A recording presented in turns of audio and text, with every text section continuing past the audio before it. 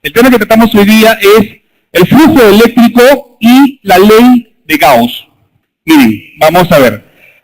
Bueno, lo que vamos a ver hoy día es flujo eléctrico, ley de Gauss, aplicaciones de la ley de Gauss, cargas sobre conductores y finalmente las conclusiones que, bueno, viene a ser un resumen de todo lo que se ha visto en la sesión de hoy. Bueno, jóvenes, miren, vamos a ver, flujo eléctrico. ¿Ustedes recuerdan? ¿Pero por qué están saltando por todos lados? Bueno, jóvenes, ustedes recuerdan que la semana pasada hemos visto todo lo que estaba relacionado a las cargas. ¿Y qué propiedad tenían las cargas? Pues las cargas tenían una propiedad que se llamaba el campo. ¿Recuerdan lo que era el campo? ¿Sí? Ok. Ahora, ¿cómo podemos representar el campo nosotros? ¿Cómo? Lo representamos a través de unas líneas, ¿sí?, llamadas de campo. Estas líneas de campo tenían una particularidad. ¿Cuál es esa particularidad? Que depende del tipo de carga, ¿verdad? Si es una carga positiva, estas líneas de campo están saliendo. Si tienes una carga negativa, ¿qué sucede? Una convergencia, líneas de campo. O sea, las líneas confluyen hacia la carga. Entonces, si tienes dos cargas distintas, una positiva y una negativa, ¿qué sucede? Pues las líneas, a ver quién me dice, las líneas de la carga positiva, ¿sí?, las líneas que nacen en la carga positiva van a morir en la carga negativa. Ahora, ustedes ven este otro ejemplo, ¿cierto?, donde tenemos dos cargas del mismo signo. Y miren cómo se configura su campo eléctrico. Las líneas se distorsionan. Esta distorsión es debida propiamente a la presencia de las dos cargas en cercanía. El campo eléctrico, ya, la intensidad del campo eléctrico cambia en diferentes puntos del espacio. Ahora, nosotros hemos visto en la clase anterior, ¿qué cosa? Que cuando nosotros teníamos un conjunto de cargas, se podía definir la intensidad del campo eléctrico en algún punto del espacio. ¿Y cómo hacíamos esto nosotros? ¿Cómo sabíamos la intensidad del campo eléctrico? Mira acá, tenemos aquí una distribución de cargas, ¿sí? Y cada una de ellas tiene un campo eléctrico. Ahora, sobre algún lugar del espacio se colocaba una pequeña carga de prueba. ¿Cuál es la finalidad de esta pequeña carga de prueba? Poder medir la intensidad del campo eléctrico con la mínima distorsión, con la mínima interferencia, ¿sí? De tal manera de que el campo sea mínimamente afectado, que la presencia de esto sea transcurable, que sea despreciable en confronto con la carga, pero con el campo generado por estas otras cargas de mayor, bueno, o sea, con estos centros que tienen mucho mayor carga, ¿no? ¿Sí? Ahora, entonces, conociendo las cargas, atención joven, atención, conociendo la distribución de las cargas, tú podías conocer, o puedes conocer, el campo eléctrico en todos los puntos alrededor de esta configuración. Ahora, vamos a plantearnos la pregunta al revés. Si yo conozco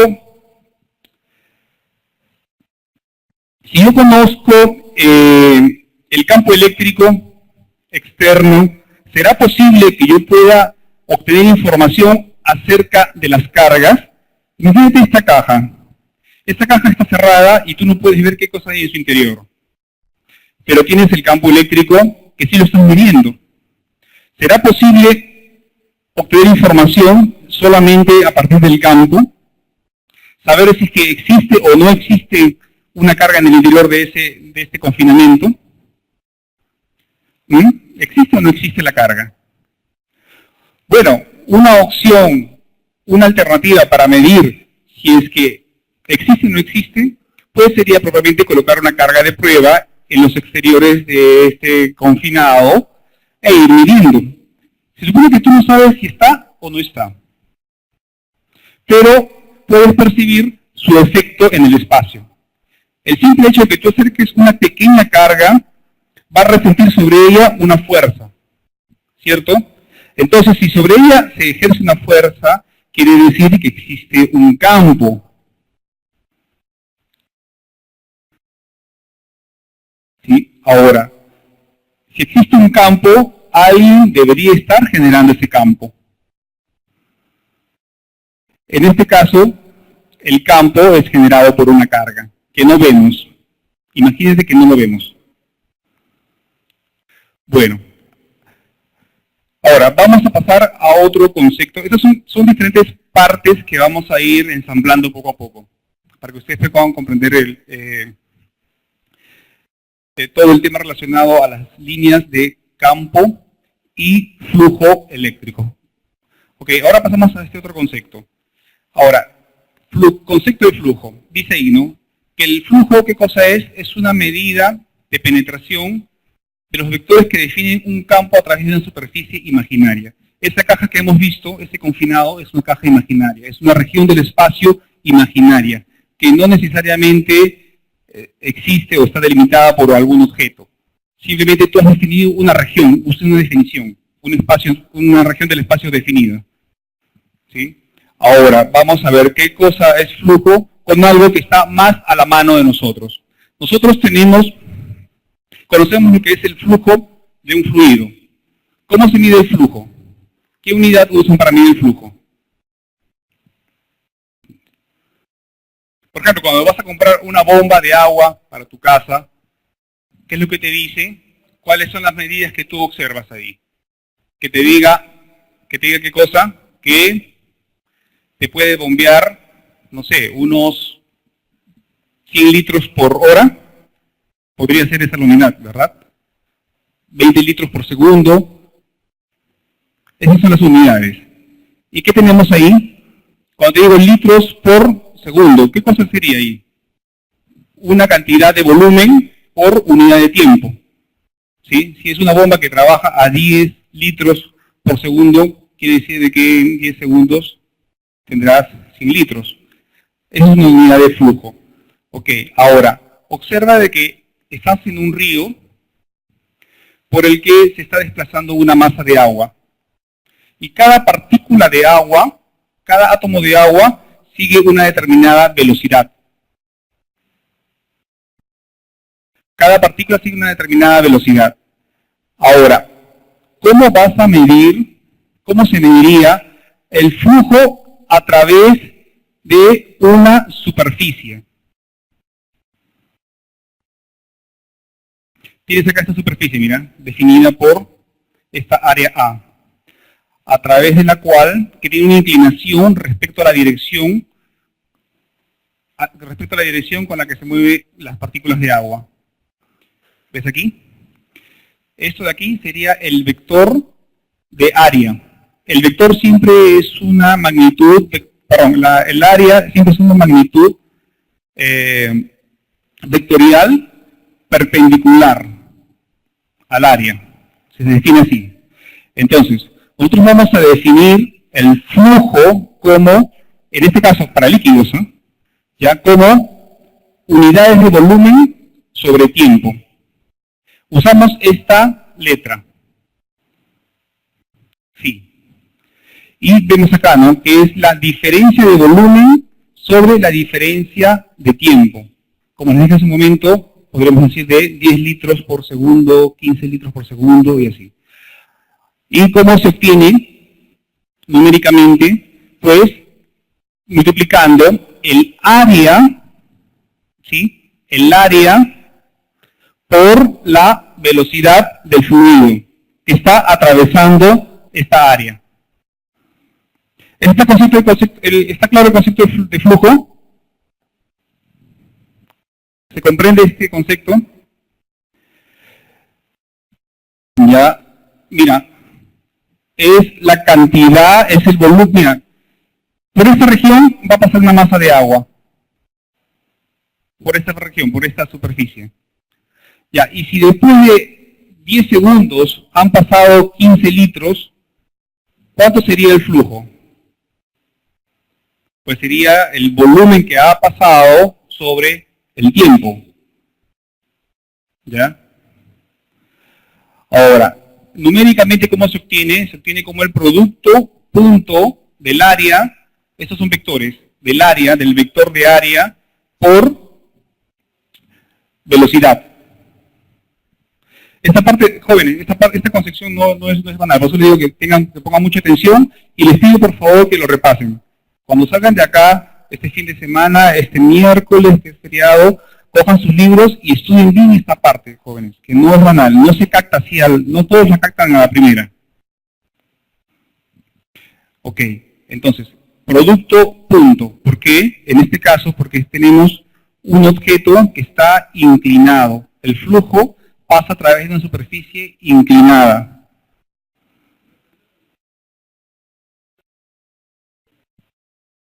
Ya, bueno, en una bomba de agua sería el diámetro, perdón, no, sería la sección transversal del tubo.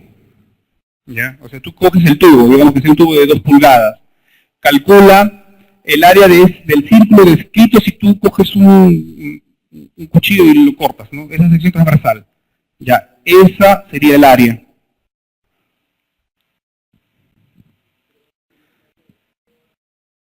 Solamente del corte. O sea, tú cuando cortas el tubo y miras desde lo alto, vas a ver un círculo, ¿verdad? Ya, calcula el área de ese círculo. Si fuera de 2 pulgadas, bueno, o sea, es 2pi por r cuadrado, ¿verdad? Y ya tienes el área. Y después tienes el volumen. Puedes poner un recipiente en un extremo, pones tu reloj, cuentas cuánto tiempo ha pasado y cuánto se ha llenado ese recipiente, ¿no?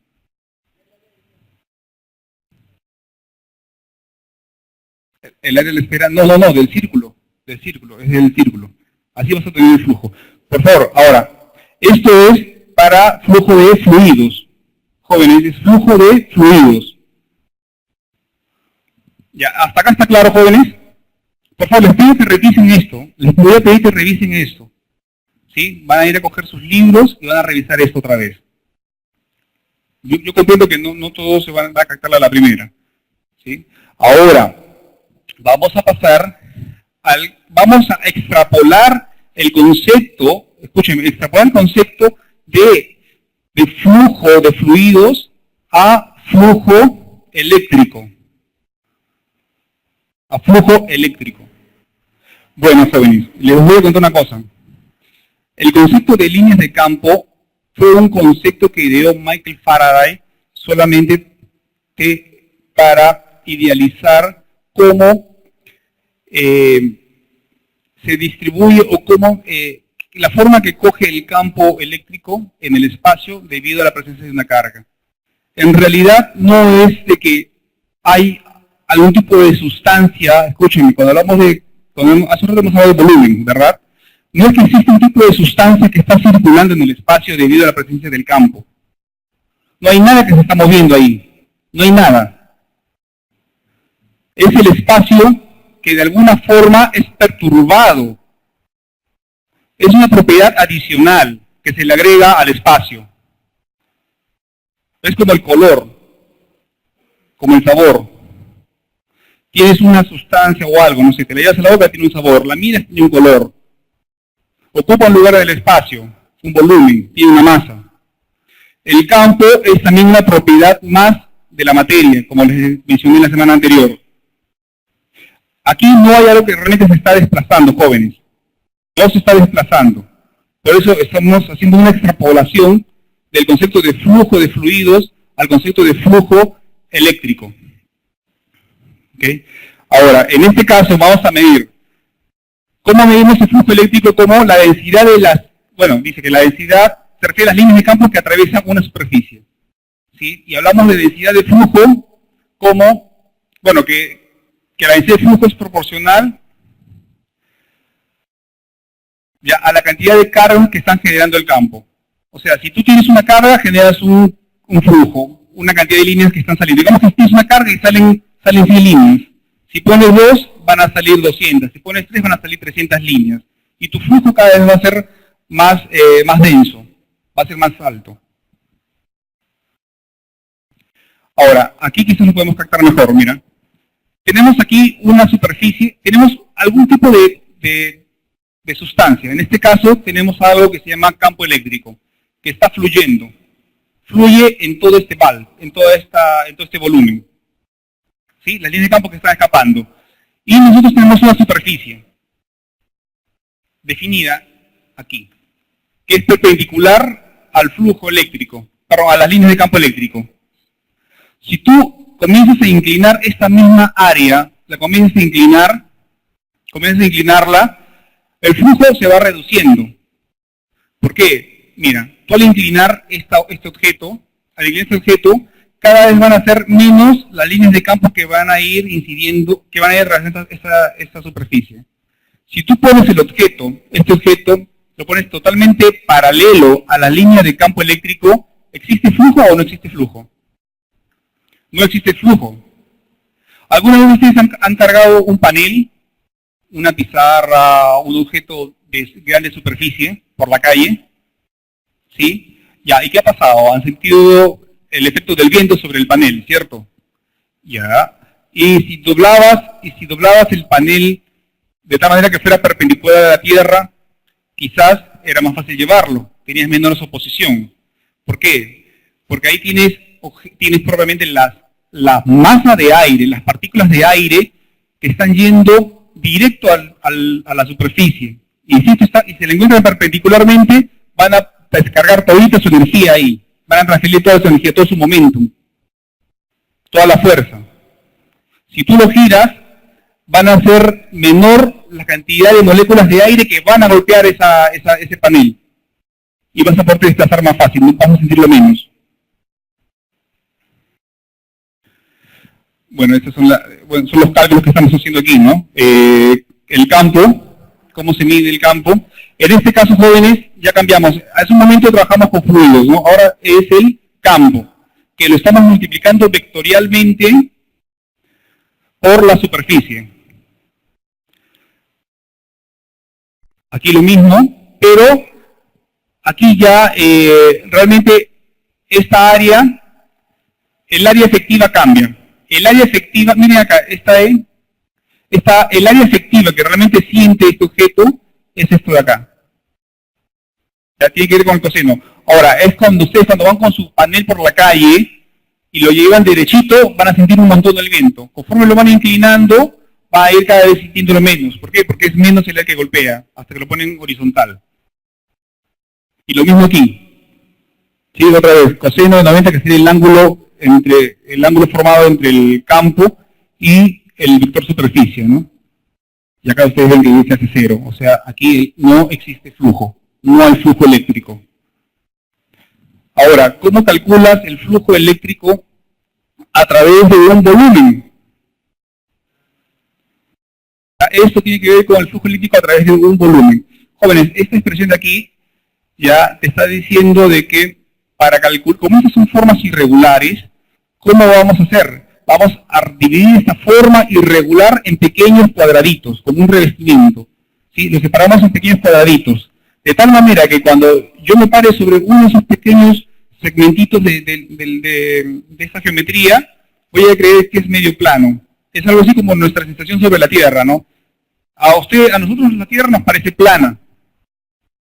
¿Sí? Porque quizás nuestros ojos apenas alcanzan una pequeña superficie de nuestro alrededor. Pero si miramos la Tierra desde afuera, vamos a ver su curvatura. Bueno, ahora, esta superficie está dividida en muchos pequeños segmentos, de tal manera que cada uno de ellos es casi plano, o es plano, casi plano. Y lo vas a multiplicar por la dirección del campo, en este caso un campo que definimos A. El campo eléctrico E por los vectores de superficie, pequeños vectores. Mira acá, suma de mini flujos. A través de cada una de las superficies hay un pequeño flujo. Existe una forma para calcular esta pequeña suma de miniflujos, que son usar expresiones integrales. Ustedes ya han llevado matemáticas, ¿cierto? Han llevado cálculo 1, 2. ¿Ya han llevado integrales? Ok, joven, entonces ustedes ya conocen este objeto, conocen el objeto de la integral. Bueno, ya, entonces, el flujo, ¿cómo vas a calcular el flujo a través de un volumen, ya, de un objeto cerrado y una curva cerrada? O como una cáscara. Esto es una región definida en el espacio, no necesariamente es un objeto físico. Ok, acá te dice, ¿no?, que las líneas que salen de superficie que encierran la carga Q es igual al número de líneas que entran en la superficie que encierra una carga menos Q. Ok, si tú colocas, eso lo expliqué al inicio en realidad, si tú colocas una carga, ya, y sobre ella defines una región en el espacio cerrada, una región cerrada. ¿Ok? Esto es una superficie cerrada. No te digo que es una esfera, no te digo que es un cilindro, una superficie cualquiera, cerrada. Cuando tú tomas los brujos se forman formas un poco extrañas, ¿no? Que parecen un poco esféricas, un poco alargadas. Ya, imagínense un objeto como de ese tipo aquí, que está encerrando esa carga. Ya te dice que si tú no interesa la forma, solamente te dice de que el flujo total es igual en magnitud aquí e igual en magnitud acá. Bueno, en este caso es un flujo negativo, porque está entrando. Y si tú tuvieras dos cargas de diferente, dos cargas opuestas de igual magnitud, pero de cargas opuestas, ¿ya? Metidas dentro de un volumen, de esta burbuja. Te dice que el flujo neto a través de una superficie va a ser igual a cero. ¿Por qué? Porque todo lo que sale de la carga positiva va a ir a caer en la carga negativa. Acá aparentemente sale un flujo, ¿verdad, profesor? Pero por acá yo veo que escapa un flujo, sí. Pero esto va a dar la vuelta y va a entrar por aquí otra vez. Esa línea de campo se va a volver a cerrar. Son líneas de campo cerradas. ¿Sí? Algo entra y algo vuelve a salir. ¿Sí? Entonces aquí el flujo, se comienza esta parte, jóvenes, que el flujo total aquí es cero. ¿Okay? Todas las líneas de campo que salen de la carga positiva van a entrar otra vez a la carga negativa. Y si están dentro de una región, de una superficie cerrada, el flujo total va a ser igual a cero. Es como si no existieran cargas. Bueno, esto solamente es un esquema para que puedan comprender, ¿no? Por ejemplo, si es que a través de una carga positiva, si a través de una carga positiva tienes n líneas de campo, a través de una carga negativa vas a tener menos n líneas de campo entrando, ¿no? Y así sucesivamente en función del número de cargas que tú puedas poner, ¿no? Por ejemplo, si acá tienes una descompensación, por ejemplo, acá tienes 1 y 1, flujo total 0. Si tú tienes dos cargas positivas y una negativa, vas a tener aquí sí un flujo neto positivo. ¿Se comprende esa parte? ¿Sí?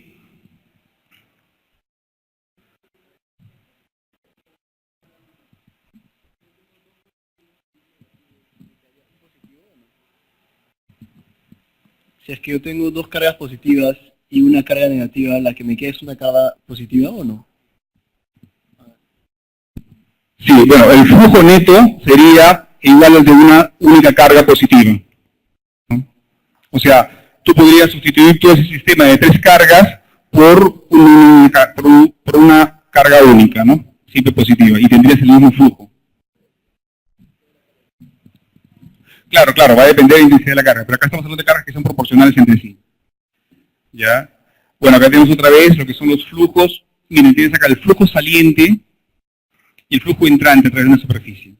Ahora, acá están los casos del flujo neto nulo. Mira, si tienes una región del espacio, una superficie cerrada, y tienes una carga puesta en el exterior, acá también lo mismo, una carga negativa, acá es positiva, ¿no? Esta línea de campo, mira dónde estoy enfocando, ¿ah? Esta línea de campo, por aquí entró, por aquí salió. ¿Algo se quedó adentro? No se quedó. Y lo mismo pasa con el resto, ¿verdad? Mira, por aquí entró, por aquí salió. Por aquí entró, por allá salió. ¿Quedó alguna línea de campo adentro? Entonces el flujo en este caso es también nulo. No existe flujo. Bueno, está la presencia del flujo, pero el flujo neto al final. O sea, lo que va a quedarse adentro. Lo que queda adentro es nada. Entra y sale otra vez. Entra y sale. Este caso ya lo hemos explicado. Jóvenes, que les dije que tienen que repasar este tema, ¿sí? No es banal, jóvenes. No es tan sencillo de comprender a la primera. Bueno, jóvenes, ahora sí, un ejercicio, rapidísimo.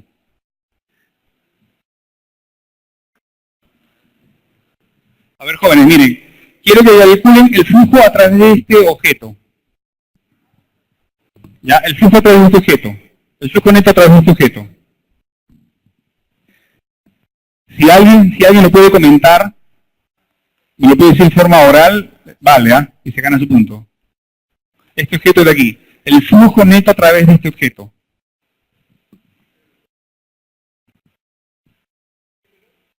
¿Por qué? Entra y sale. Ya, a ver, dime. ¿Cuál es la situación de la superficie A2?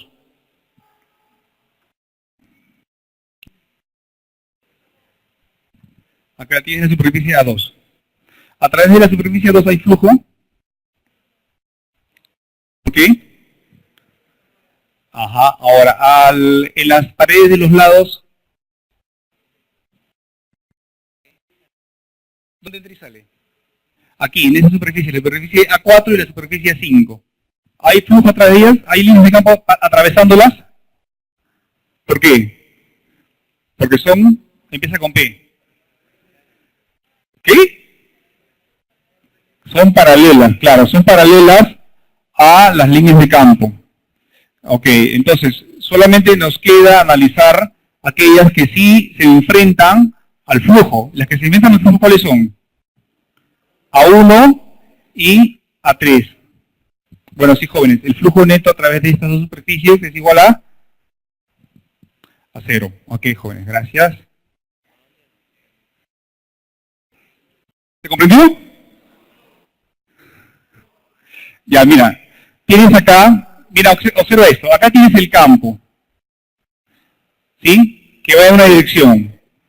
Después, tienes aquí una superficie que es paralela a las líneas de campo.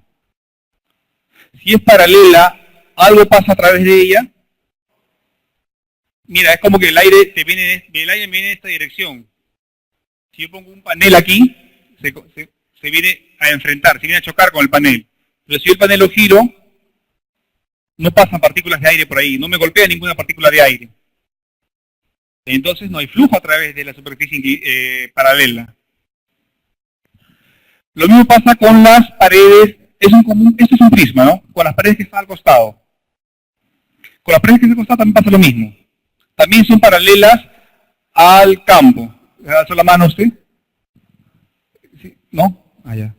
Bueno, ya. Ahora, las únicas superficies que quedan, que se están enfrentando, son estas dos líneas de aquí.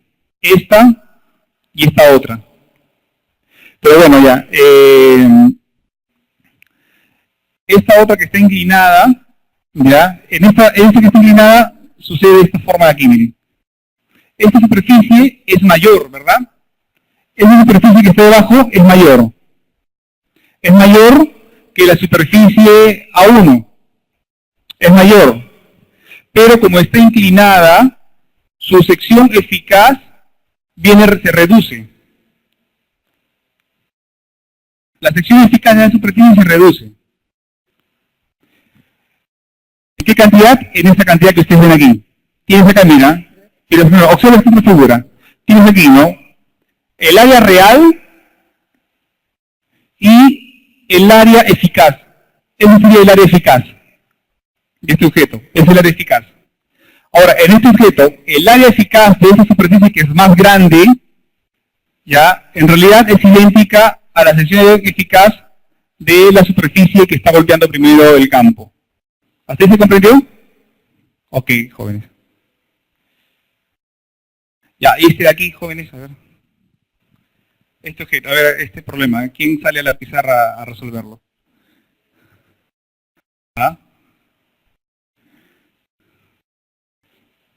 ¿Cuánto es el flujo aquí?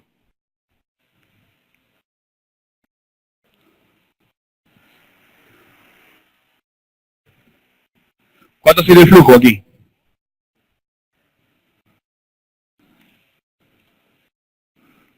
Mira, acá tienes producto. Ya bueno, mira, esta superficie, el cilindro es paralelo al campo, ¿verdad? Si es paralelo, entonces el flujo a través del cilindro es cero. Pero a través de las tapas, aquí hay un flujo que es contrario. Tienes acá un flujo negativo. Y acá tienes al contrario un flujo positivo. Pero como son de signo contrario y de igual magnitud, cancelar. Entonces a través de este objeto el flujo neto es igual a... ¿A qué es igual el flujo neto? Cero. ¿Ok? Bueno, ahora tenemos al profesor Ramiro que tiene unas espectaculares simulaciones. Sí, son geniales. Por favor, jóvenes, quiero que estén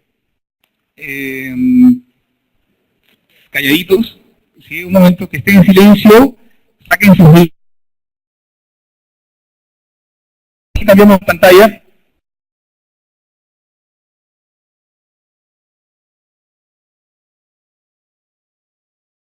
Probarles algunas cosas interesantes. Miren, para empezar, antes de ver lo de las simulaciones en 3D, una cosa. ¿Saben por qué estamos estudiando el teorema de Gauss, verdad? La ley de Gauss. ¿Alguien tiene alguna idea por qué? ¿Por qué es importante para lo que vamos a hacer después? ¿Alguien sabe? Bueno, miren, quiero explicarse. Sí, dime. ¿Cómo? ¿Para resistencias? Bueno, podría usarse para resistencias también, pero miren, hay una razón práctica para este curso, y es la siguiente. Miren, cuando ustedes tienen situaciones simétricas, por ejemplo, un hilo conductor infinito, una superficie o un cascarón esférico, para esos casos, que son muy comunes, es bueno utilizar la técnica para simplificar los cálculos. En lugar de estar calculando punto por punto e integrando integral doble, triple y todo eso, se puede muchas veces simplificar la cosa con esto. ¿Ok? Ahora miren, acá tenemos unas simulacionnes. Vamos a tener que hacer eso varias veces, creo. Sí. Bueno, pero miren, para la parte de Gauss, miren, yo les había comentado, esto por cierto tienen acceso a través de su computadora también. O sea, si ustedes van a su computadora, una cosa más, miren, hablando de los lentes, miren, no se pongan los lentes al revés, porque si no, no funciona bien, ¿ah? A ver, déjenme chequear esto un ratito. El ojo izquierdo tiene que ser el rojo, ¿ah? ¿Ok? A ver, chequeen eso. El ojo derecho debe ser el lado azul y el ojo izquierdo el rojo. Ya, miren, esto no es en 3D todavía, un segundo.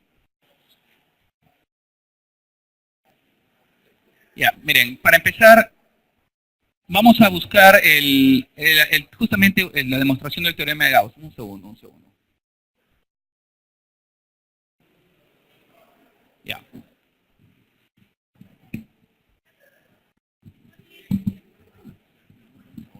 Jóvenes, miren, a todos aquellos que no tienen lentes es porque quizás saben.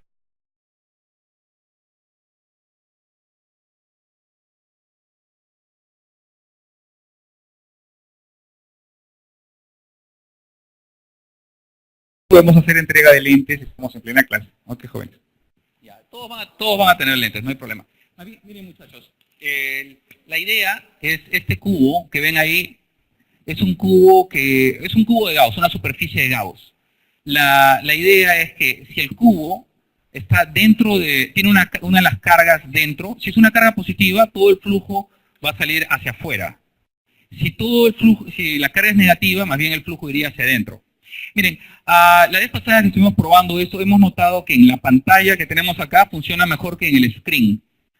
No sé si ustedes lo notan desde todas las partes del... Bueno, en todo caso, esto también está online, por cierto, en mi página web. Así que si ustedes quieren pueden chequearlo en su website, en su computadora también. ¿Ok? Bueno, les marea. A algunas personas les marea, ¿verdad? También hay gente que no ve el efecto 3D. ¿No lo ve? ¿Hay algunos que no lo ven tal vez? Es más o menos 1 o 2%, o sea que como somos 300, Estoy esperando que unas 3 personas no puedan verlo, pero no todos, no todos. Bueno. Ok, miren, lo interesante de esto es que pueden mover el cubo a diferentes lugares. Por ejemplo, en esa zona, el flujo debería ser 0, ¿no es cierto? Eso es, espero que sea obvio, de que es 0, ¿no?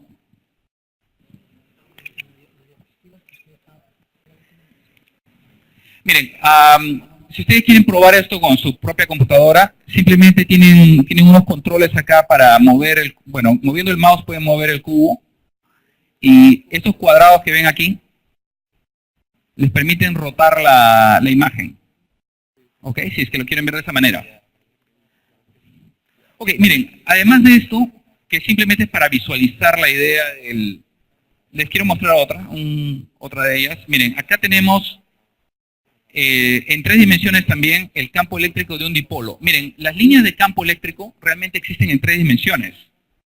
¿Ok? Existen en 3 dimensiones. Entonces, la idea es que ustedes pueden acá observar las líneas de campo yendo de una carga a otra, pero en 3D. ¿No? Se tiene una carga positiva, una carga negativa y las líneas de campo van de un lado al otro. ¿Okay? Miren, en nuestra PowerPoint solamente podemos mostrarlo en 2 dimensiones, ¿no? Pero realmente existen en 3 dimensiones, ¿no? Y esa es la idea de esta otra simulación. Igualmente, si ustedes mueven el mouse, pueden cambiar la posición de las líneas. Gracias. Esto es para un dipolo, ¿ok? Ahora, ¿lo pueden ver, verdad? ¿Lo ven o no? A ver, ¿se ve claro, más o menos? El rojo tiene que estar a la izquierda, muchachos, ¿ah? ¿Está correcto? ¿El rojo a la izquierda? ¿Sí? Y la verdad que me parece que acá se ve mejor que ahí. No sé qué piensan ustedes. Acá no es tan bueno como esto, ¿no?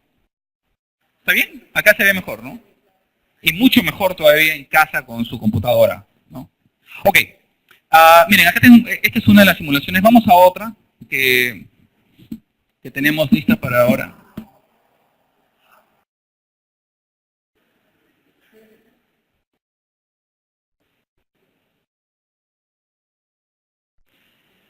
Ya, miren, tenemos otra, pero en el caso de la carga eléctrica del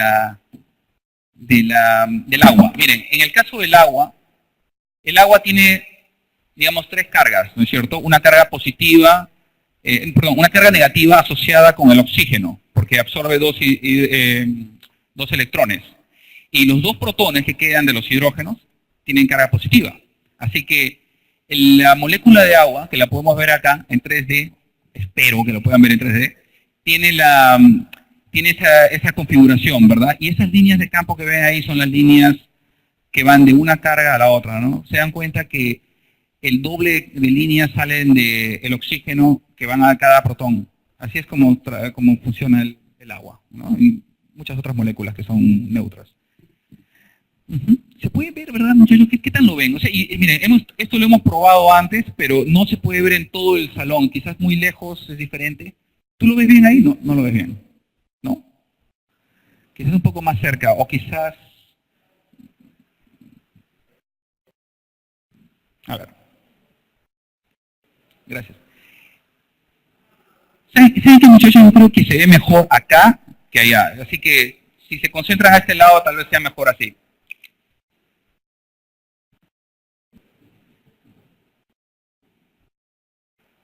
¿Sí? ¿Lo ven bien?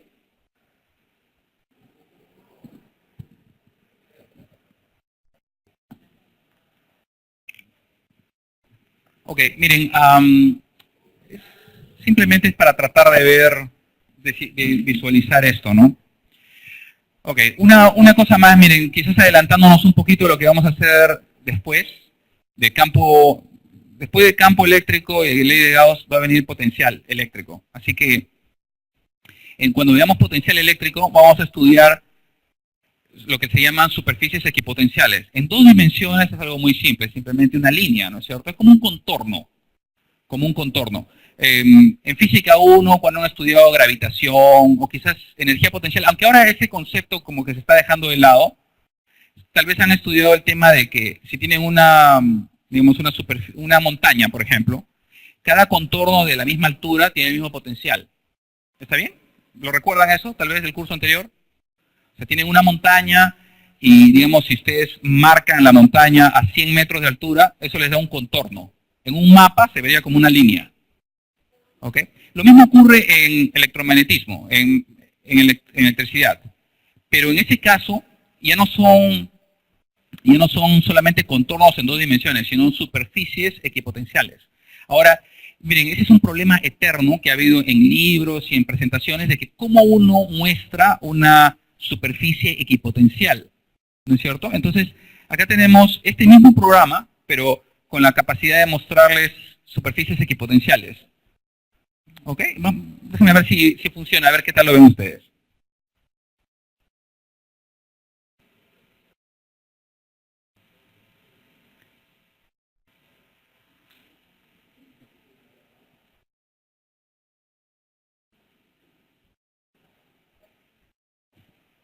Creo que se ha congelado esto. A ver, un segundo, muchachos, un segundo. Caramba.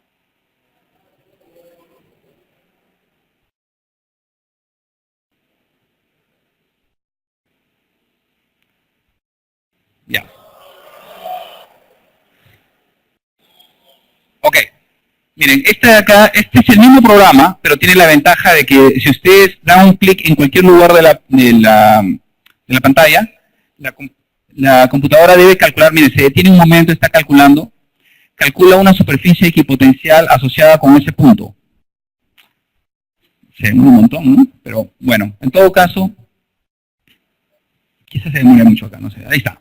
¿Ok? Miren, esas son superficies equipotenciales asociadas con la molécula de agua. Eso lo vamos a estudiar después, pero quería adelantarnos un poco a eso, ¿no?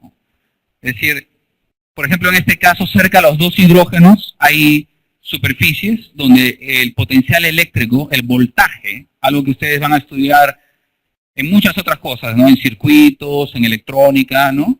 El voltaje es el mismo. En esta superficie, el voltaje es el mismo. Por cierto, si hay alguien acá que está interesado en la parte computacional de hacer esto, usar la computadora para mostrar imágenes en 3D, yo les puedo explicar cómo hacerlo. ¿Quién está aquí en Computer Science? ¿Quién va a estudiar esa carrera? ¿Uno más? No, 2, ¿no? 2 personas en todo este grupo. Ya, ustedes también, ya. Si a ustedes les interesan estas cosas, podemos conversar después sobre ese tema. ¿Ok? Miren, ya antes de regresar al tema común y corriente, vamos a mostrarles algo más que tal vez les parezca interesante. Miren, una cosa más, ya, para que no tiene necesariamente que ver con esta imagen. Ya, esto no tiene nada que ver con el curso, pero para que vean lo que se puede hacer. Más grande. Pero acá lo pueden ver, ¿no? ¿O no?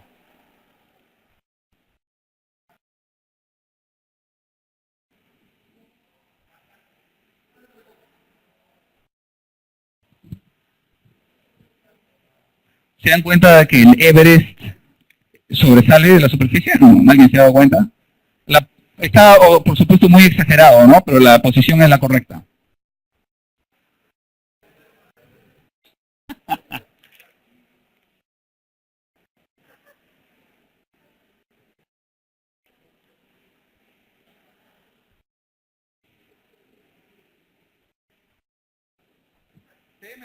Se ve mejor acá, ¿no?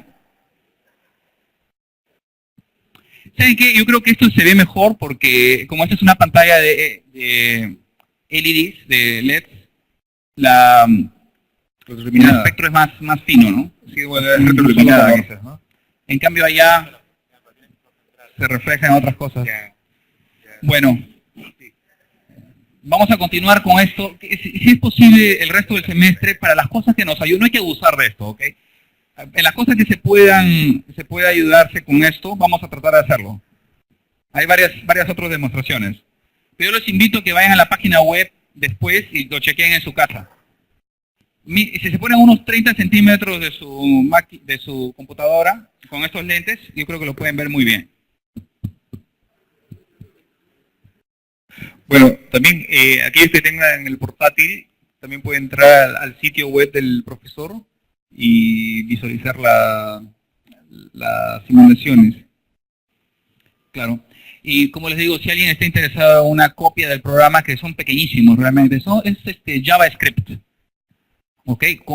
Que trabajan con, no sé si han escuchado hablar de Canvas. Canvas es una tecnología que fue creada por Apple hace muchos años, hace más de 20 años, pero ellos decidieron ponerla en forma gratuita en Internet el año 2006. Así que cuando salió la última versión de HTML, que es la 5, se incorporó Canvas a HTML5. Entonces cualquier browser puede mostrarles esto. El único problema es de que en celulares y en tablets, como el mouse es controlado de otra forma, usando touch, no funciona muy bien. Ok, ese es el único inconveniente, pero si se trata de una laptop, no debería haber ningún problema, debería ser compatible con todo, ¿no? Con Mozilla, Chrome, Internet Explorer, Edge, Safari también, debería trabajar con ellos.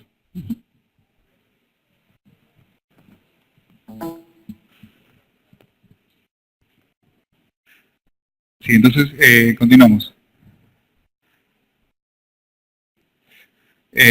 Eduardo, cabina, la presentación, por favor.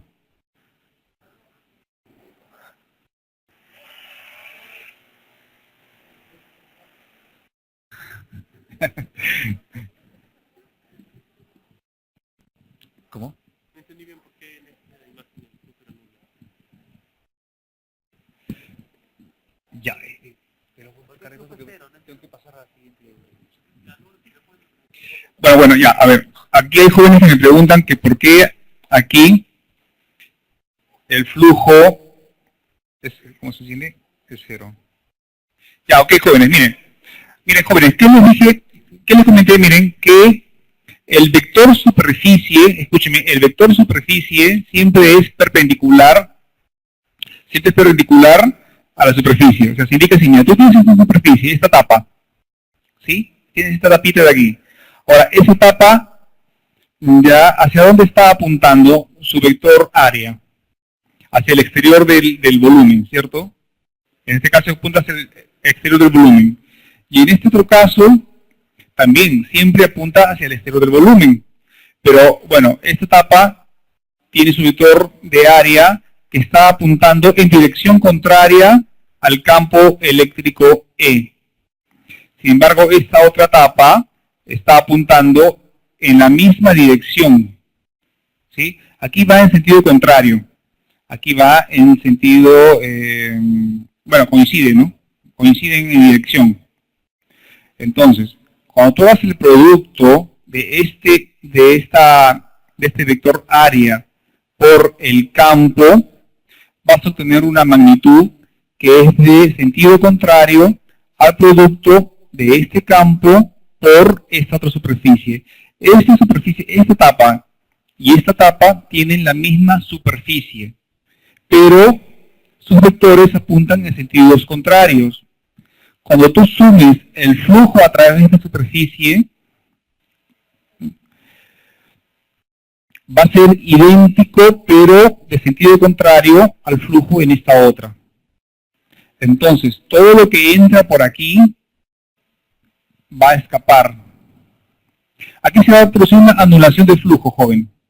¿Sí? A través de todo este volumen, bueno, volumen no, digamos, esta superficie cilíndrica en realidad. Esto es una superficie cerrada que aparenta ser un cilindro. Bueno, es un cilindro en sí. Pero tú quédate siempre con la cáscara, no pienses en su interior. El interior está vacío. Esta es solo una región del espacio delimitada por un cilindro. ¿Ok? ¿Se comprendió esa parte, jóvenes? Diga, joven.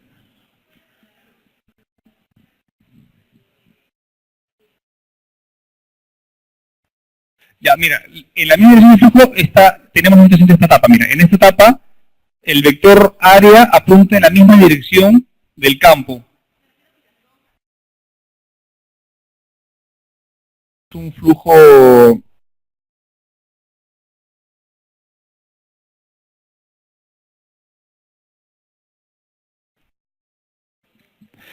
si fuera tan solo una única superficie, entonces ahí sí habría un flujo. aparecería un flujo. Pero lo que pasa es que acá tenemos una concepción distinta cuando hablamos de, mira, puedes estarte confundiendo con flujo de fluido y con flujo eléctrico.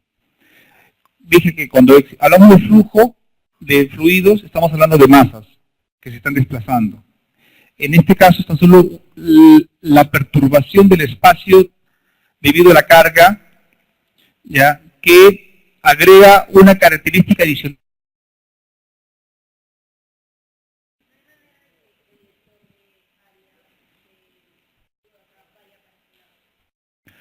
No, porque siempre estamos definiendo el vector superficie perpendicular hacia el exterior. Es siempre hacia el exterior. Claro, es siempre hacia el exterior. En este caso estamos definiendo siempre hacia el exterior de la superficie. ¿Ok? Ahora, jóvenes, vamos a ver la ley de Gauss. ¿Ya? Bueno, ¿qué es lo que dice la ley de Gauss? Dice que la ley de Gauss establece que el flujo eléctrico a través de cualquier superficie es proporcional a la carga eléctrica neta dentro de la superficie. Eso ya lo hemos visto hace un momento. Pero todavía no lo llamamos ley de Gauss. Lo hemos visto, mira, cuando hemos estado por aquí. Por ejemplo, en esta tabla, ¿no? Dice aquí que es proporcional a la cantidad de carga que está contenida dentro de la superficie cerrada. Jóvenes, por favor, esto tiene que quedar muy claro, ¿eh? Superficie cerrada, no abierta, superficie cerrada. Ok, acá te dice, ¿no? De que es proporcional a la cantidad, es proporcional a la carga eléctrica neta dentro de la superficie. Cuando no había carga, o cuando la carga estaba puesta fuera de la superficie cerrada, ¿cuánto era el flujo? El flujo neto era nulo, ¿verdad? Recuerdan que había una figura en la que el flujo, en la que poníamos una carga fuera del volumen, fuera de la superficie. En ese caso, no contenía carga y el flujo total era cero. El flujo nulo. Ahora, vamos a observar estos dos objetos. Son dos esferas concéntricas. Dos esferas concéntricas. Una de radio, dos esferas concéntricas que contienen la misma carga. Ahora, fíjate, tienes aquí una esfera de radio R y otra de radio 2R. Acá vamos a definir un diferencial de superficie. Y esta otra esfera que es más grande, que tiene el doble de diámetro, ese diferencial de superficie viene multiplicado por 4. ¿Por qué? Porque es una proyección. ¿Ya? No sé si algunas han jugado con una linterna. ¿Has jugado con una linterna? ¿Ya? A través de un agujero y has visto que cada vez que te vas alejando se va formando un disco más grande, ¿no? Apuntas con una linterna hacia la pared. Te vas, incluso hasta con un láser. Apuntas y se va haciendo cada vez más y más y más grande. ¿Por qué? Porque en ese caso el flujo de luz, miren, en ese caso el flujo de luz siempre va a ser el mismo, ¿ya? Siempre la misma cantidad de fotones que están saliendo de la fuente, ¿sí? Pero cada vez se están distribuyendo en una mayor superficie. Bueno, ahora, vamos a recordar cómo se obtiene el campo eléctrico. ¿Ustedes recuerdan cómo hemos definido la semana pasada el campo eléctrico? ¿Cómo se definía? ¿Ah? ¿Recuerdan? Que el campo eléctrico de una carga se define de esa forma, ¿cierto? Esa cosa la podemos reemplazar por una K. ¿Recuerdan esa K? ¿Sí? Una constante eléctrica. Olvídense de esto. Esto siempre va a ser con una constante. Entonces, el campo eléctrico siempre es proporcional a la cantidad de carga. O sea, si yo acá tengo un campo E y una carga Q, si tengo dos cargas Q, acá tendré un campo igual a 2E. Que siempre va a ser proporcional. Pones más cargas, más intenso se hace tu campo. Y si me alejo del campo, si yo me alejo de la fuente de campo, ¿quién sería la fuente de campo, jóvenes? ¿Quién es la fuente del campo? La carga, ¿cierto? Ahí está, claro. Ok, si yo me alejo cada vez más de la fuente de campo, ¿qué va a pasar? Mi percepción del campo va a reducirse. cada vez lo voy a ver más débil, lo voy a percibir más débil. Cuando ustedes hablan con una persona, conforme se van alejando, el sonido va gradualmente reduciéndose. Es cada vez menos las ondas de sonido que les van llegando cuanto más te alejas. Lo mismo pasa con la luz. Más te alejas, menos ves la fuente. ¿Ok? Ahora, vamos a ver, ¿qué pasa aquí? Vamos a calcular, mira, otra vez, el flujo a través de la esfera de radio R. Otra vez, campo por área. Lo hemos visto en el tema anterior, ¿verdad? ¿Cómo se mide el flujo? El producto del campo por el área. Tenemos acá el campo, es esta misma expresión, esta misma de acá, solamente que esta R minúscula ahora por R mayúscula, porque se refiere a este caso de acá. Esta es la expresión genérica. Esta es la expresión correspondiente solo y únicamente a esta esfera de radio R. ¿Por qué? Por el área. Una esfera de radio R. ¿Cuánto es el área? 4pi r cuadrado. ¿Sí?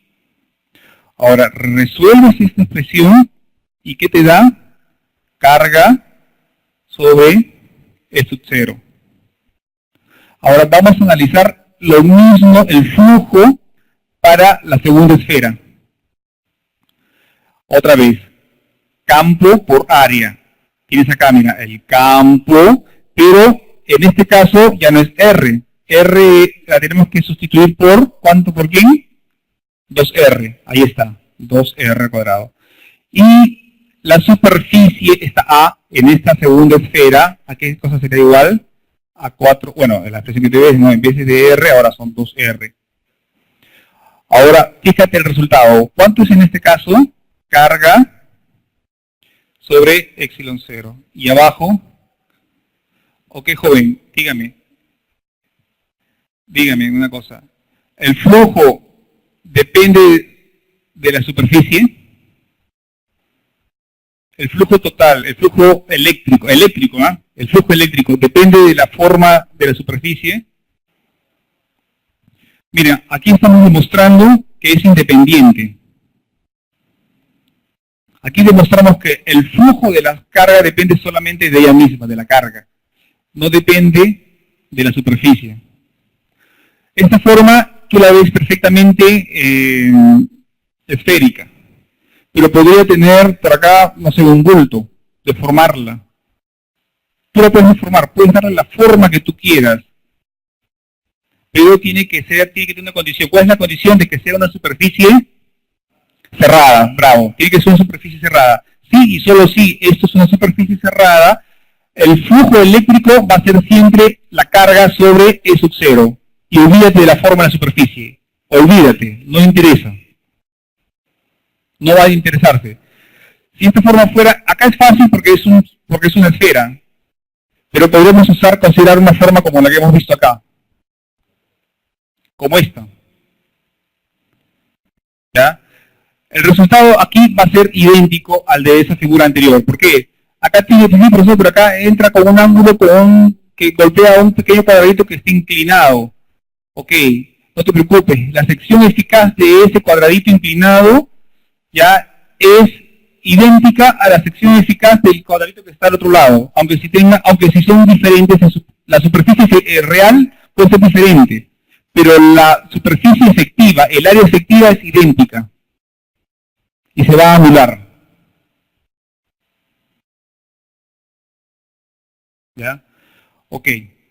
Entonces, bueno, acá hay una nota, dice que el flujo eléctrico es independiente del radio de la esfera. Bueno, es lo mismo que les he comentado hace un momento, ya me he adelantado, que dice acá, solamente que acá solamente quiere decirle que el flujo ya eléctrico es independiente de la forma de la superficie que está conteniendo la carga. Ahora, esa parte en la que hemos visto esos pequeños miniflujos que se están sumando, usando sumatorias, aquí lo estamos sustituyendo por una integral. Esta integral te dice, bueno, una cosa más, esto sí a veces causa confusión. Este circulito, ya, este signo de integral con este circulito, significa que vas a hacer la integración en toda la superficie. ¿Ya? Ustedes cuando han visto integración de superficies integrales triples, han visto que que usan tres integrales, ¿no? No, tres integrales para los diferentes, digamos, depende del sistema de coordenadas que utilizan, ¿cierto? ¿No han visto sistemas de coordenadas? ¿No han visto? ¿Cómo? No entiendo.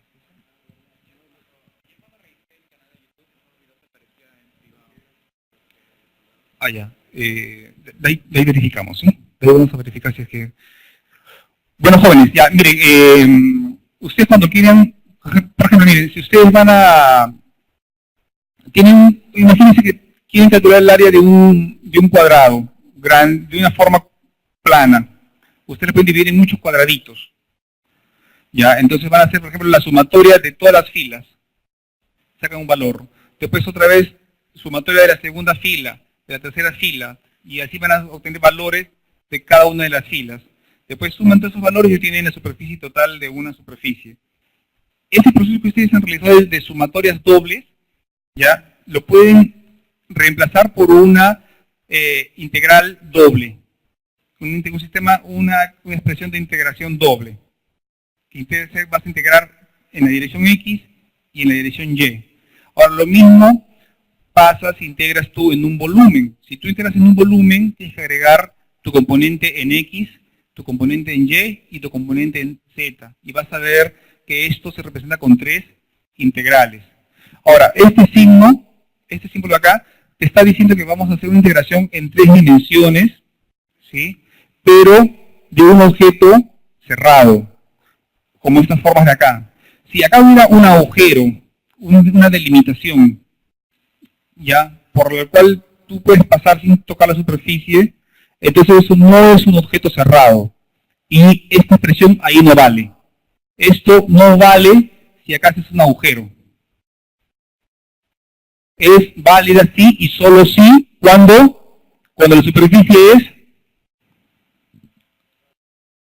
cerrada. ¿Se comprende? ¿Sí se comprende, jóvenes? ¿No? Ya, bueno. Jóvenes, mira, este tema no es banal, ¿ya? Y no me sorprendería que muchos de ustedes no lo logren comprender hoy día. O sea, siempre, no es por ustedes, ¿ah? O sea, le pasa a todo el mundo. Cuando lo ven por primera vez, un poco que se cruzan. Por favor, vayan a leer, tienen que leer. No esperen que con lo que yo les digo hoy día van a salir sabiendo esto. No creo que no tengo la magia para que ustedes capten esto en primera, hoy día. ¿Sí?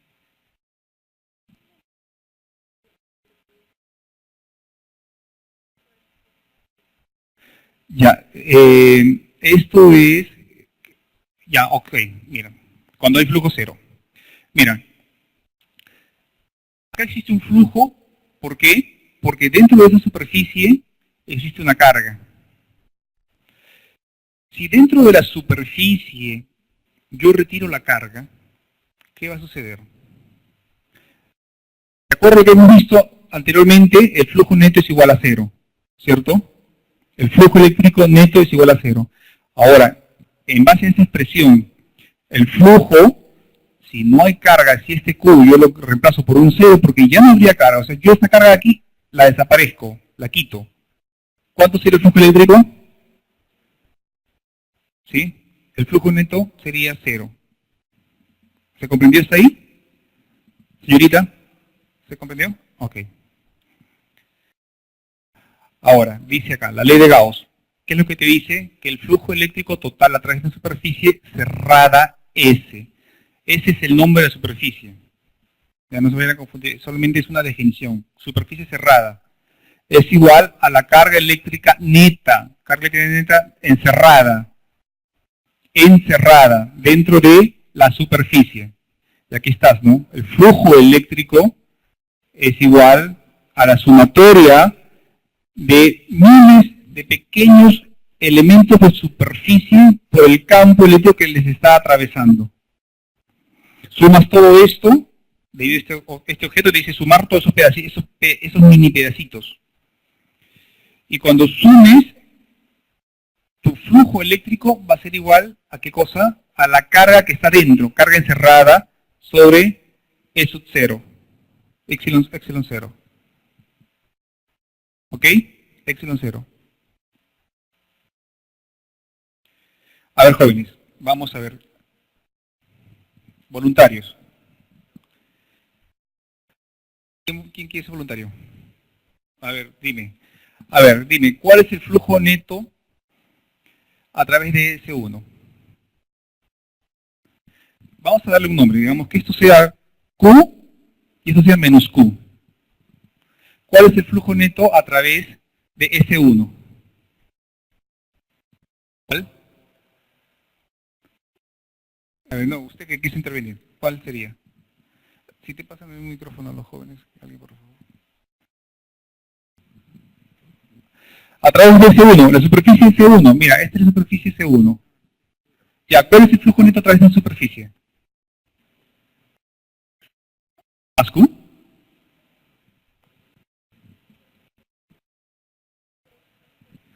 A ver, la señora, ¿cómo se llama usted? Mirela dice que es Q sub 0 sobre E sub 0. ¿Será así? ¿Sí? Ok, y sobre S2,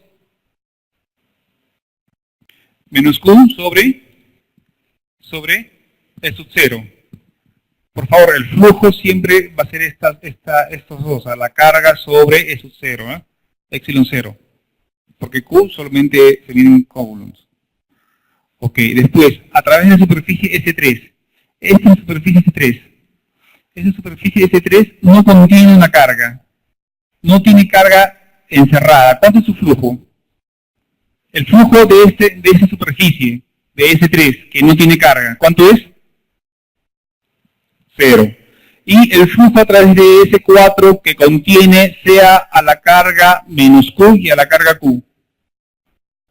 Ok, ¿por qué? Porque las líneas de campo que nacen en Q mueren en menos Q. Ok. Ahora, nosotros hemos conocido la ley de Coulomb, ¿verdad? Ahora, miren, existe una forma, en realidad, la ley de Gauss es una forma distinta de expresar la ley de Coulomb. Miren, vamos a ver esta forma. Miren, esto lo acabamos de ver, ¿no? ¿Qué cosa sería el flujo eléctrico? Ya, la integral del campo por el área, que es siempre igual a, como dijimos, es independiente de la superficie. Entonces siempre va a ser carga sobre epsilon 0. Ok, en este caso que es un objeto simétrico, ¿ya? En este caso es el objeto simétrico, así que el campo siempre va a ser idéntico en todas las direcciones, ¿cierto? Entonces, como es idéntico, es una constante en este punto de superficie. Si es constante, podemos sacarlo fuera de la integral, ¿cierto? ¿Sí? ¿Podemos sacarlo fuera de la integral?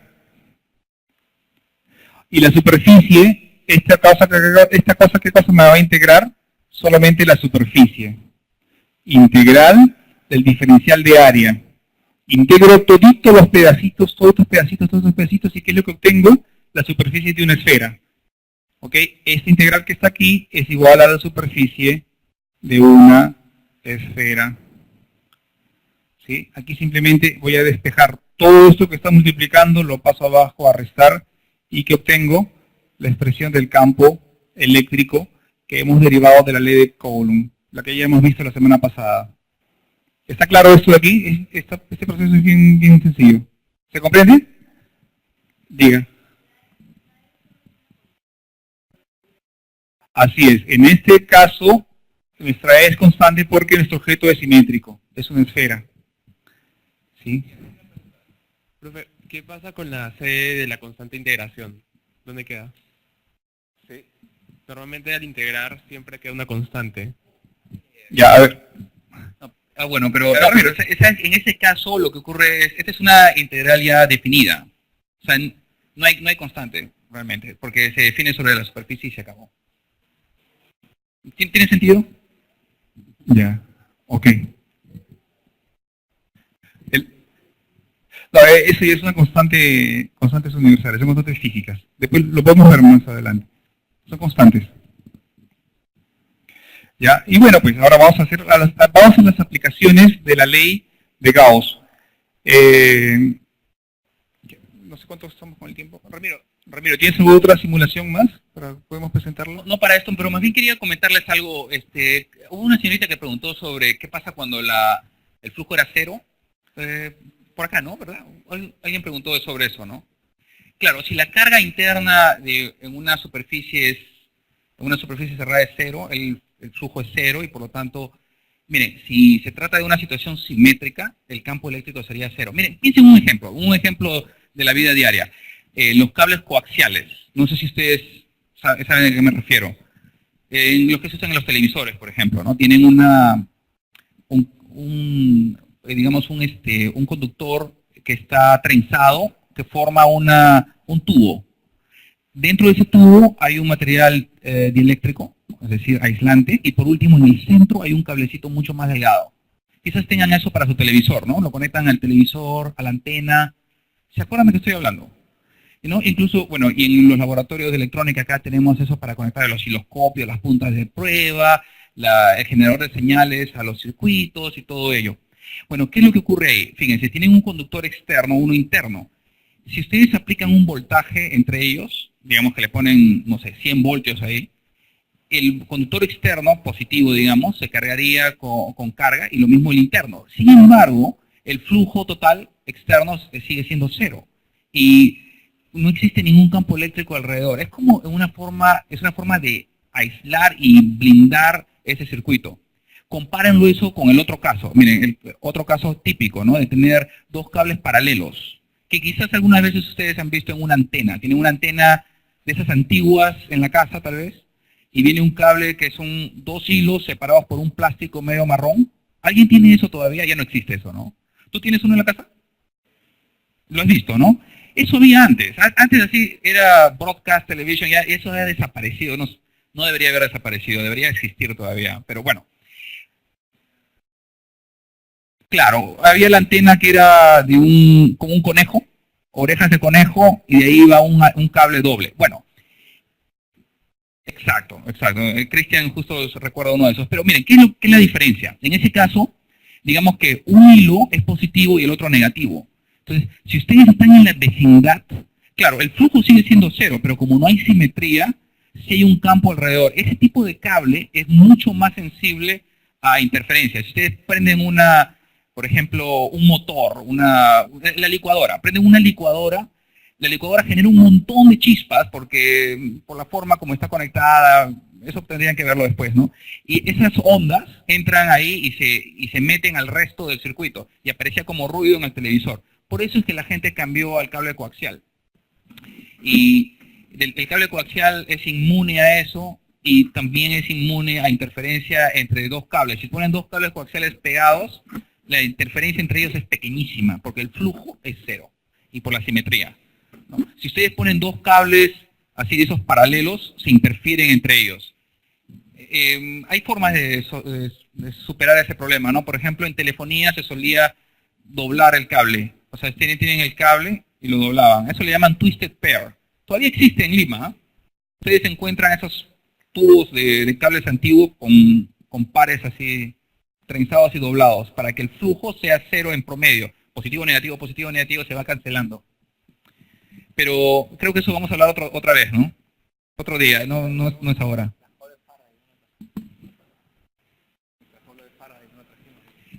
Claro. ¿Lo vamos a hacer ahora? ¿De una vez? ¿Sí? ¿Quieren hacerlo? Ya lo traigo.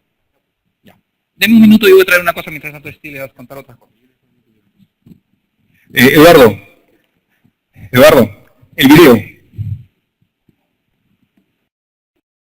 A ver, jóvenes, vamos a ver un video más o menos para captar un poquito la idea de lo que es el campo.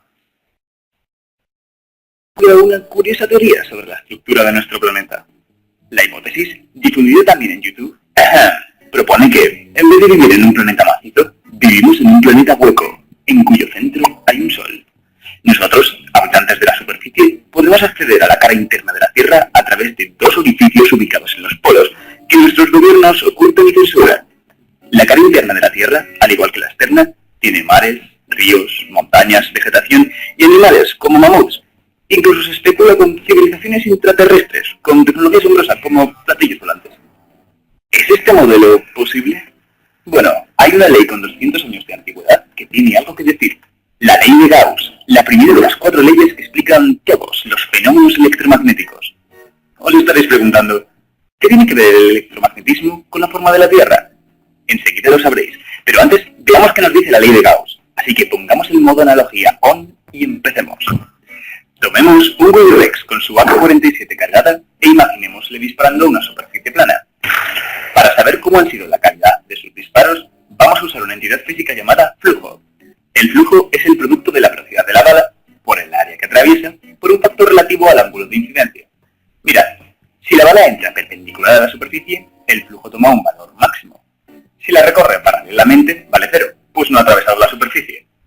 Si la atraviesa perpendicular, pero en sentido contrario, entonces alcanza su valor mínimo y es negativo.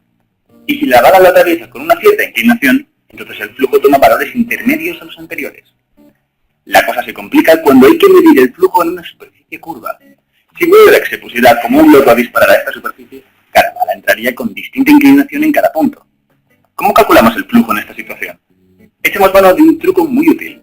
Cogemos la superficie y la dividimos en trozos tan pequeños que son prácticamente planos. Y allí aplicamos nuestro flujo como antes. Para terminar, sumamos todos los miniflujos y ese total es nuestro flujo en la superficie.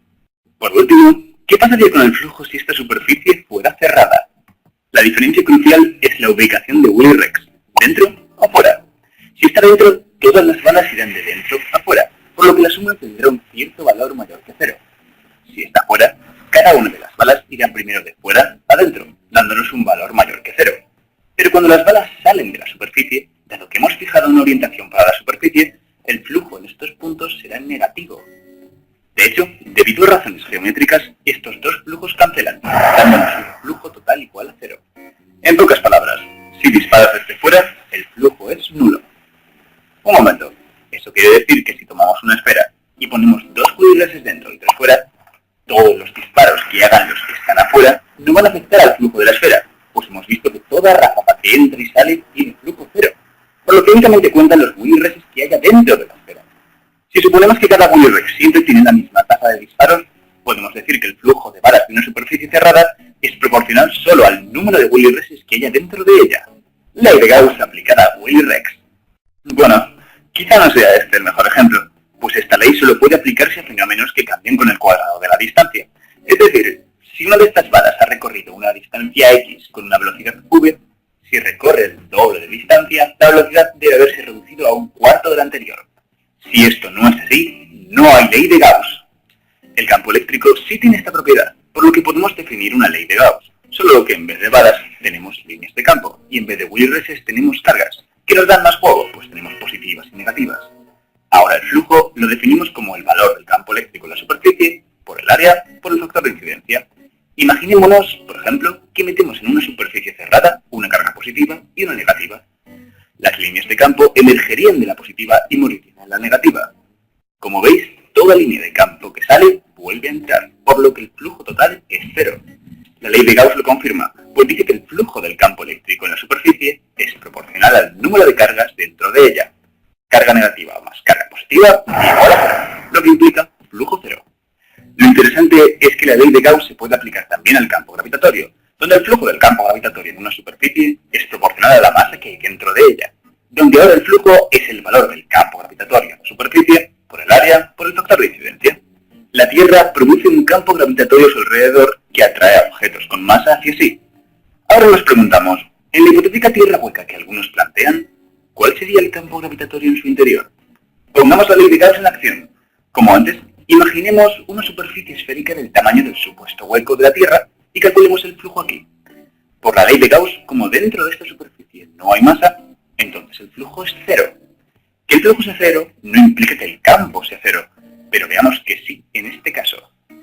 Suponemos que no hay huecos en los polos, pues solo quedará un efecto de borde. Ahora atentos, escogemos un punto de la superficie. Toda la masa de la Tierra influye en la gravedad de ese punto tal que así. Si elegimos otro punto, vemos que la gravedad es la misma que la de antes.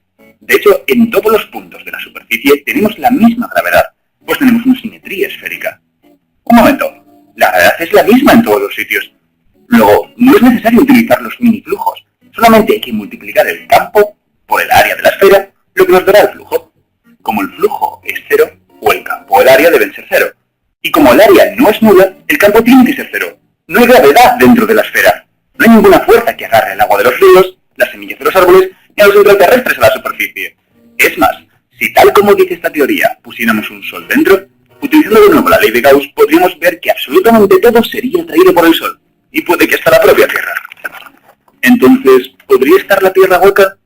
Tal vez la ley de Gauss no refute completamente este modelo, pero sí que contribuye a la lista de pruebas geológicas y físicas que demuestran que la Tierra es maciza. Science, it works, bitches. Y si queréis más ciencia, golpear esa suscripción. Y gracias por vernos. Ok, gracias Eduardo.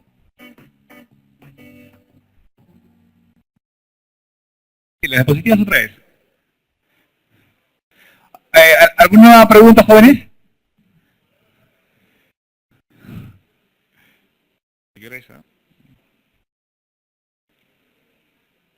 Bueno, ya, ahora, sí,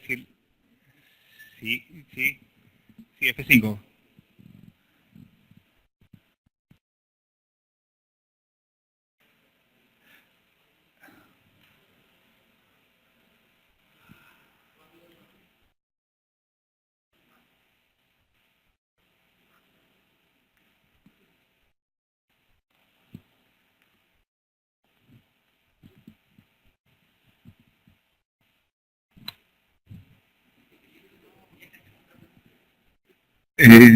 Sí, ya, ok. A ver, jóvenes, miren, aquí el profesor nos presenta un pequeño experimento.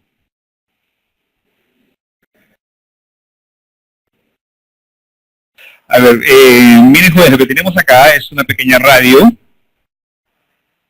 No son necesarios los lentes. A ver, jóvenes, silencio para que puedan escuchar el ruido de la radio.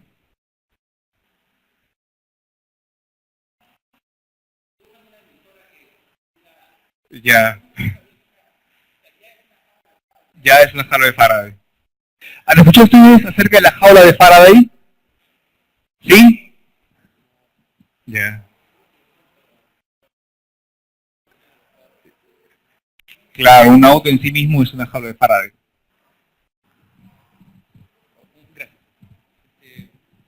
No, muchachos, miren, esto de acá es el concepto de la jaula de Faraday. Miren, tenemos un radio sintonizado a una emisora que nunca he escuchado antes, pero logran escuchar, sí lo logran escuchar, ¿no? Acá de acercar esto.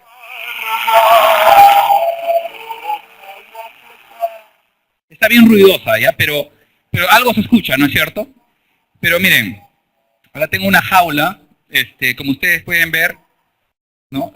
Solamente está abierta en esta parte, pero todo lo demás está cubierto con aluminio, ¿no?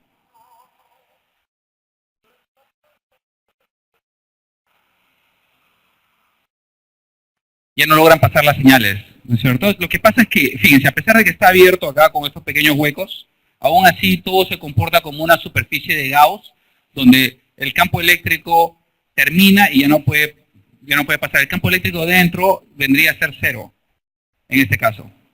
Claro. Miren, jóvenes, ahí lo que tenemos son varios objetos metálicos que están recubriendo el radio. No creo que lo logren apreciar, pero aquí el objeto está apoyado sobre una base metálica. Observen la acción que está con el láser ahora. Esta base metálica. ¿Sí? Hay una base metálica. Y después está la jaula en sí misma, que está cubriendo la radio. Ahora, pasa algo. Existe algo que se llama ondas electromagnéticas. Las ondas electromagnéticas están compuestas por dos elementos. Un campo eléctrico y un campo magnético. Es por eso que se llaman electromagnéticas. ¿Ok? Eléctrico y magnético. ¿Ok? Ahora, lo que está haciendo este objeto, ¿ya?, es propiamente anular ese campo eléctrico que llega hasta este recinto, ¿sí? Existe una emisora, una fuente de ondas electromagnéticas, una emisora que no sabemos dónde estará, pero de hecho que está en Lima, ¿ya? Y quizás en el Morro, no sé, que está generando ondas, las está modulando, y eso está llegando hasta esta pequeña radio. Pero este objeto llamado Howler-Faraday lo que está haciendo es bloquear ese campo. Ahora vamos a ver por qué.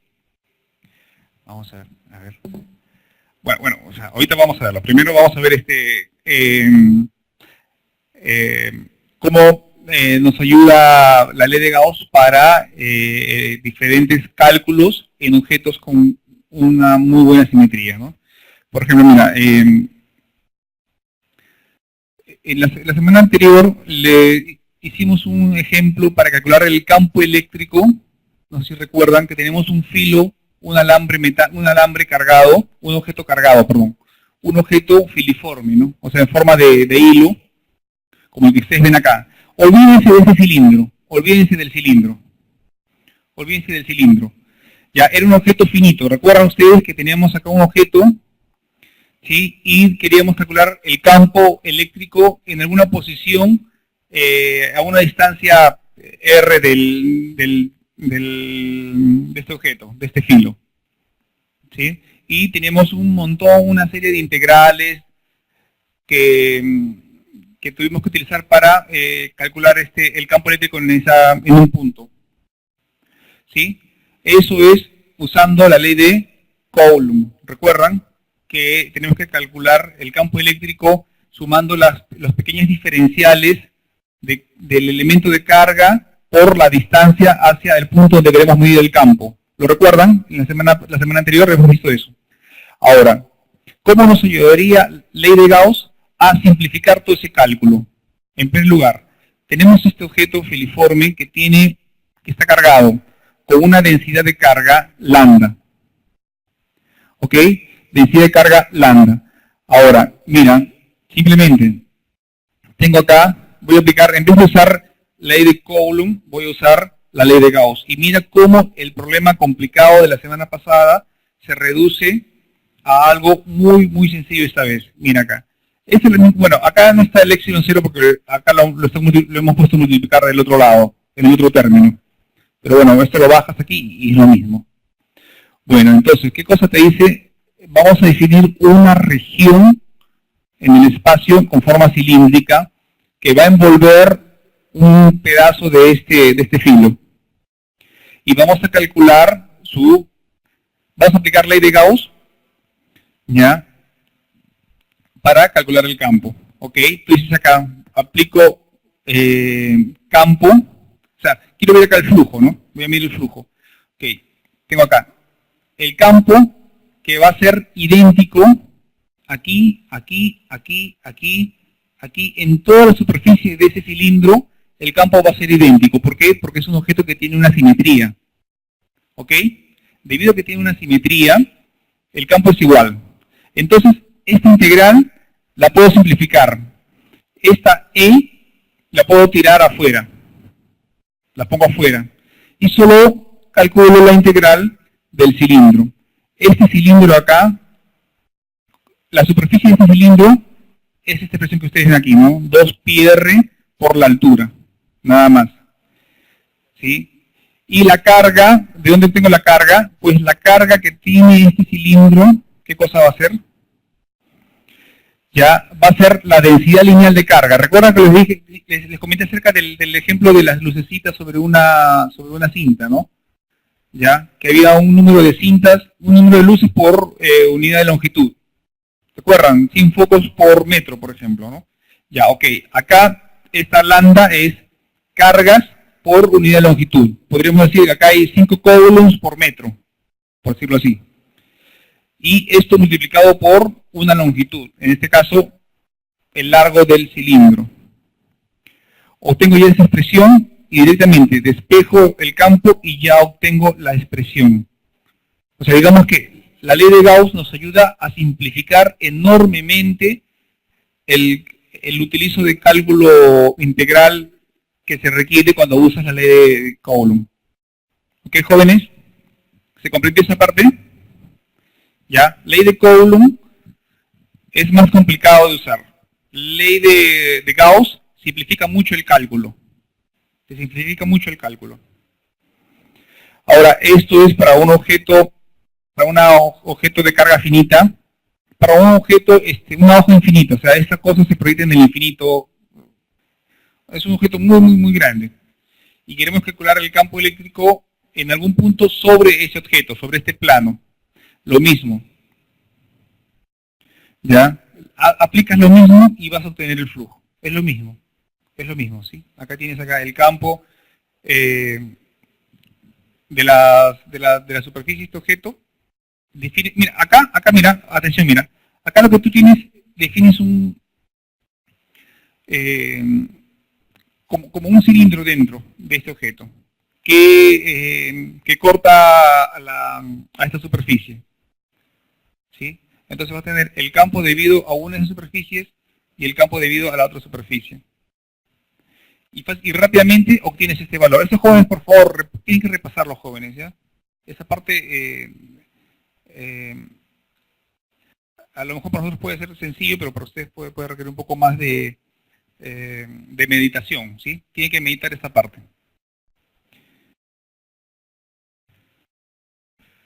Ya, esta parte les voy a pedir que la repasen por su cuenta. ¿Ya? Aplica los mismos principios. Aplica el mismo principio, bueno, a ver si... ¿Cómo estamos de hora? Tenemos 10 minutos. Ya, mira, esto también, por favor, jóvenes, lo van a repasar, ¿sí? Carga distribuida. Esto va a estar en las diapositivas a su disposición. Tenemos poquísimos minutos para acabar. Revisen esto y esto de aquí, por favor. ¿Ya? Se nos está agotando el tiempo ahorita. Ahora, carga sobre conductores. Ahora, hace un rato hemos visto el experimento de la jaula de Faraday. ¿Sí? Hemos visto el experimento de la jaula de Faraday. Ahora les explico qué está pasando. ¿Por qué ya no escuchamos la radio dentro de la jaula de Faraday? La figura les ayuda a comprender, la figura que están visualizando ahorita.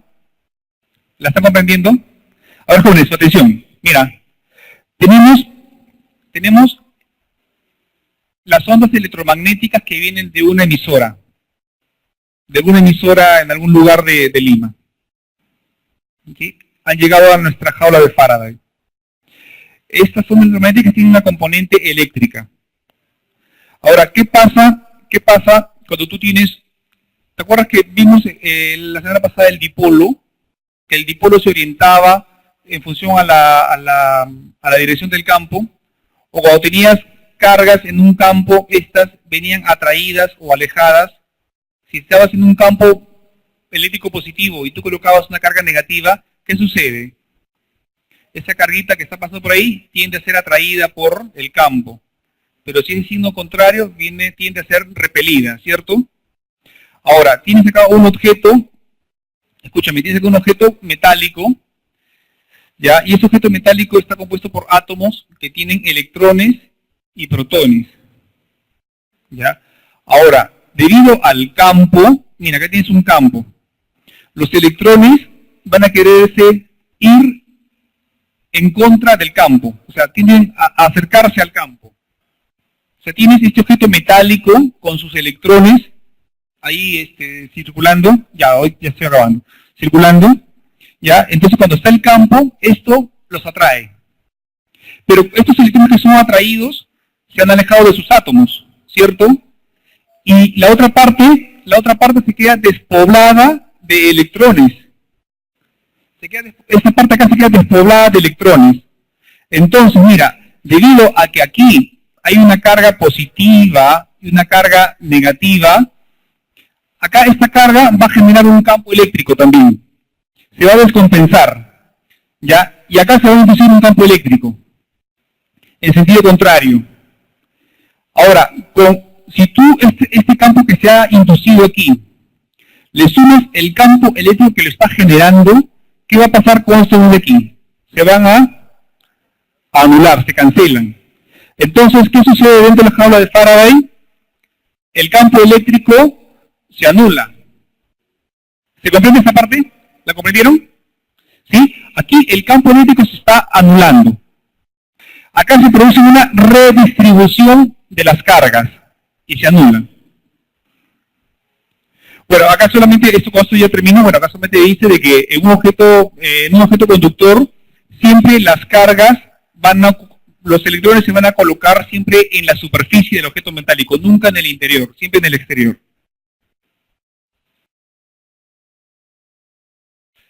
Y bueno, eso es lo que hemos visto justamente ahora, ¿no? Ya, es el efecto que hemos visto ahora. Mira, por ejemplo, acá tienes este hombre que está dentro de una jaula de Faraday, y a él no le pasa nada dentro de la jaula de Faraday. Acá está que le llegan una descarga eléctrica, o sea, entre él y este objeto hay un campo eléctrico muy fuerte. Pero a él no le va a pasar nada, porque el campo dentro de este objeto se va a anular. O sea, no va a haber flujo de electrones adentro, no va a haber corriente, no va a haber generación de campo. Así es, voluntarios para la próxima clase y hacemos esto. Oye, Dios mío. ¿A Marte? ¿También? Ya. Y bueno, jóvenes, con eso hemos acabado. La conclusión solamente es un breve resumen de lo que hemos visto en clase. Bueno, gracias.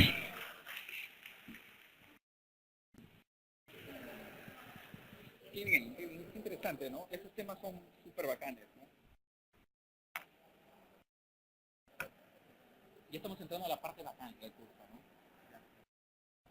La primera semana no es tan buena, pero la segunda, tercera, ya el magnetismo también es muerte. Ahí sí, hay de todo.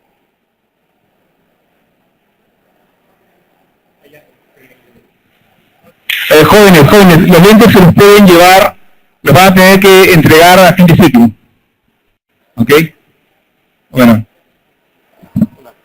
Ya empiezas tú. Ya, bueno.